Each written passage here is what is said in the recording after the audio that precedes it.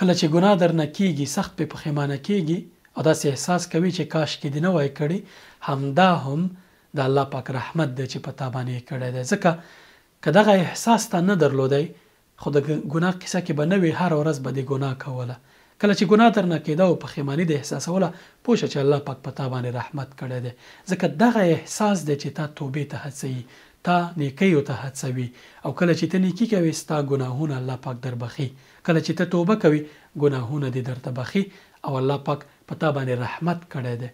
ځکه دغه رحمت دی چې ته د بدلون کوشش کې ته خپل ځان بدلوي او توبه کوي. الله پاک نه مه ناهیلی کېږه چې کله د ګناه کوله خجالتۍ احساس مه کوه چې زه الله ما نه بخي او ناامیده شي او کینې او ګناهونو ته دوام ورکړې. نه، هر ګناه پسې توبه وباسه.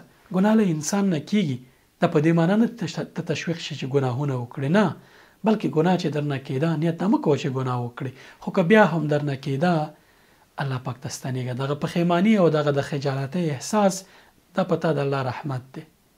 ستون شه الله پاک ته، توبه وکړه، ګناه دې در بخي او تمه شته دی، امید شته چې الله پاک به له تا یو نیک انسان جوړ کړي چې په اسانۍ باندې ګناه نه کوي. السلام علیکم.